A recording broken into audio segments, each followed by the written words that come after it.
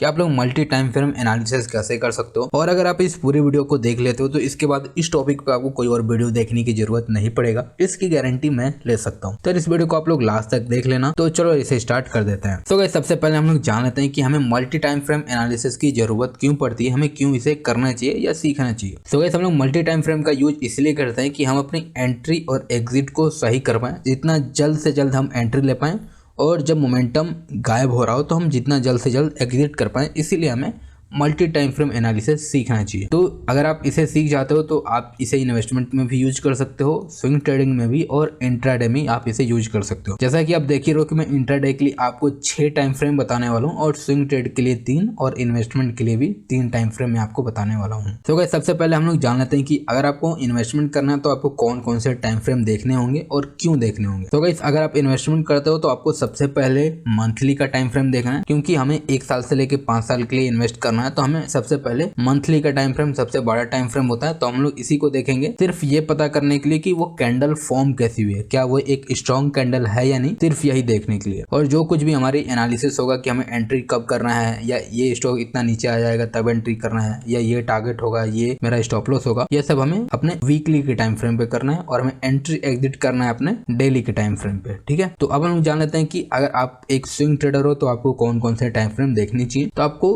सबसे पहले वीकली के टाइम फ्रेम पे वही देखना चाहिए कि कैंडल कैसा बन रहा है, उसका फॉर्मेशन कैसा है। उसके बाद हमें डेली के टाइम फ्रेम पे अपनी एनालिसिस करना है कि हम एंट्री एग्जिट कब करने वाले हैं, और आवरली के चार्ट पे हम अपना एंट्री एग्जिट करेंगे। और अगर आप एक इंट्राडे ट्रेडर हो तो आपको सबसे पहले डेली का चार्ट देखना है। उस पर सिर्फ आपको यही देखना है कि कैंडल फॉर्म कैसा हो रहा है, क्या वो एक स्ट्रॉन्ग कैंडल है या नहीं, सिर्फ इतना ही देखना है हमें। और आवर के चार्ट पे आके हमें अपनी एनालिसिस करना है, और 15 मिनट में हम अपना एंट्री एग्जिट करेंगे। अब बहुत लोग होते हैं जो 5 मिनट में ट्रेड करते हैं, तो उनको क्या करना चाहिए, सबसे पहले उनको आधे घंटे के चार्ट पे अपनी एनालिसिस करनी चाहिए, और डेली का कैंडल उन्हें इसीलिए देखना चाहिए कि पता चले कि वो कैंडल कैसा फॉर्म हुआ है। तो आप अगर 5 मिनट में ट्रेड करते हो तो अपनी एनालिसिस आधे घंटे पे करोगे, और अगर 15 मिनट पे ट्रेड करते हो तो 1 घंटे पे अपनी एनालिसिस करोगे। और मैं आपको ये सब कुछ जो मैंने बताया, इन्वेस्टमेंट से लेके स्विंग ट्रेडिंग और इंट्राडे, ये सब मैं आपको एक ही चार्ट पे अभी करके दिखाने वाला हूँ।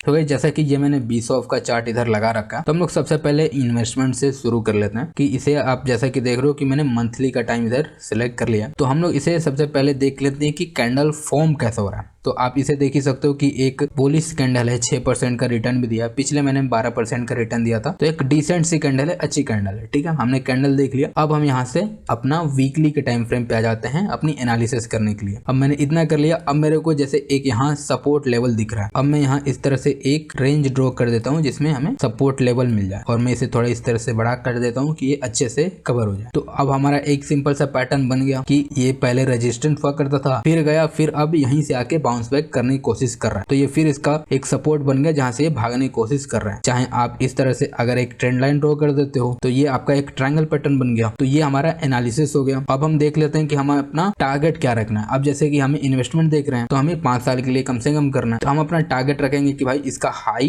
तक हम अपना टारगेट रखते हैं, और ये अभी यहाँ है, तो हमारा टारगेट ये हो गया। और अगर आप इन्वेस्टमेंट में भी स्टॉप लॉस लगाना चाहते हो तो आप इसके नीचे का स्टॉप लॉस लगा सकते हो, क्योंकि 2020 के बाद ये कभी इस पॉइंट से नीचे आया ही नहीं है, तो हमारा स्टॉप लॉस इसके नीचे होगा। तो ये हमारी एनालिसिस खत्म होगी। अब हम डेली के चार्ट पे चल के देख लेते हैं। तो ये जो ग्रीन कलर की कैंडल है, इस पे आप एंट्री करते और यहाँ आपका स्टॉप लॉस होता, और हमने अपना टारगेट तो डिफाइन कर ही रखा है। तो अब सिर्फ आपको बैठ के इंतजार करना है कि ये चीज यहाँ पहुंचने में कितना टाइम लगाती है। सो गाइस अब हम लोग देख लेते हैं कि अगर आपको स्विंग ट्रेड करना है तो आपको कहाँ से शुरुआत करना है। तो हमें सबसे पहले वीकली के टाइम फ्रेम मैंने बताया था, तो हमने वीकली का चार्ट लगा ही रखा है, और हमने ये भी देख लिया कि भाई एक अच्छी सी बुलिश कैंडल बनी है जिसपे 10% का रिटर्न भी हमें मिल चुका है। अब हम यहाँ से डेली का टाइम फ्रेम पे चले जाते हैं अपनी एनालिसिस करने के लिए। हमें जो कुछ भी अपना एनालिसिस करना है, तो हम लोग सबसे पहले एक इस तरह से ट्रेंड लाइन ड्रॉ कर सकते हैं। जैसे कि हमें ये पैटर्न दिख रहा है कि ये एक ट्रायंगल सा फॉर्म कर रहा है, तो हमने एक ट्रेंड लाइन भी ड्रॉ कर लिया। तो क्योंकि हम लोग इन्वेस्टमेंट नहीं कर रहे हैं, हम लोग स्विंग ट्रेड ले रहे हैं, तो हमें कोशिश करना चाहिए कि टारगेट उसी हिसाब से हम बनाएं। अगर आपको 1 हफ्ते के लिए स्विंग ट्रेड करना है तो ये जो इसका प्रीवियस यहाँ से टच करके नीचे आता, तो हमें यहाँ तक अपना एक टारगेट रखना चाहिए कि जैसे ही यहाँ तक आए हम अपना टारगेट बुक कर सकते हैं। अगर आप हो कि नहीं यार मेरे को 3-4 महीने के लिए स्विंग ट्रेड करना है, तो आप ये वाला टारगेट रख सकते हो अपने लिए, इसको आप अपना टारगेट मान सकते हो। ठीक है, तो इस तरह से हम अपने टारगेट डिफाइन कर लिए, और हमारा स्टॉप लॉस तो पहले से ही डिफाइन है कि हमें इसके नीचे कहीं अपना अपना स्टॉप लॉस रखना है और यहाँ हम एंट्री करके इस तरह से रैली एंजॉय करने वाले हैं। तो अब हमें क्या करना है कि सिंपली सा अपना आवर के चार्ट पे आ जाना है। हमारी एनालिसिस तो हो चुकी है, तो हम लोग वही करते हैं, जैसा ये ब्रेक करता तो हम अपनी यहाँ एंट्री कर लेते, या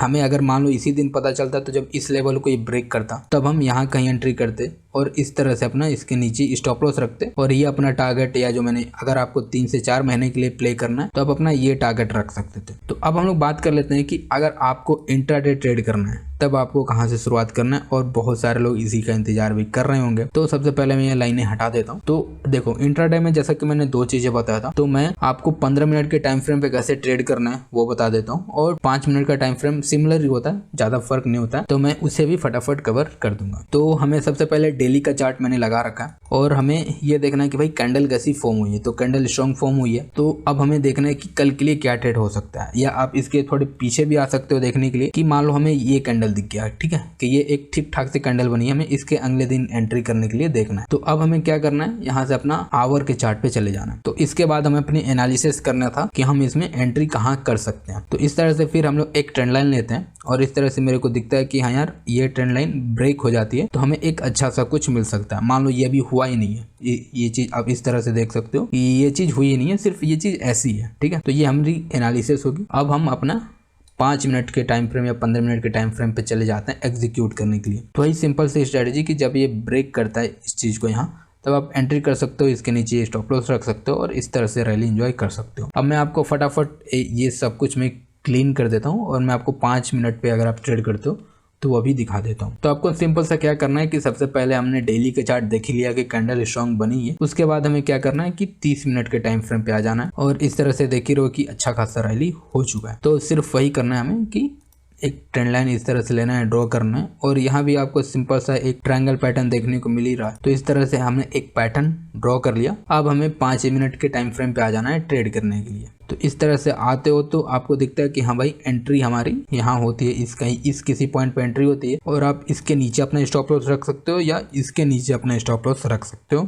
और हमें अपना पहला टारगेट रखना चाहिए 1:2 क्योंकि हम इंट्राडे ट्रेड कर रहे हैं। इतना सब कुछ सीखने के बाद भी जब भी आप ट्रेड करते हो तो आप अपने प्रॉफिट को अगर होल्ड नहीं कर पाते हो तो उसके लिए आप ये जो स्क्रीन पे वीडियो आ रही है आप इसे देख सकते हो। इसमें मैंने बताया कि आप अपने प्रॉफिट को कैसे बड़ा कर सकते हो, तो आप ये देख के सीख सकते हो। तो चलो फिर मिलते हैं किसी और एक वीडियो में, तब तक के लिए बाय बाय।